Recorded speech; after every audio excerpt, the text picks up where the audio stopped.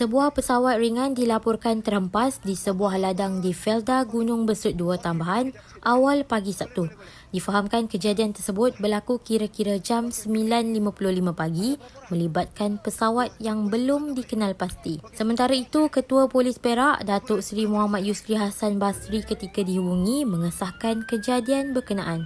Katanya, setakat ini 2 mangsa terlibat dan kedua-duanya selamat. Berdasarkan maklumat awal, pesawat tersebut dinaiki 2 mangsa, masing-masing seorang lelaki dan wanita. Kedua-dua mangsa yang mengalami kecederaan dikejarkan ke Hospital Slim River bagi menerima rawatan lanjut. Punca nahas masih dalam siasatan.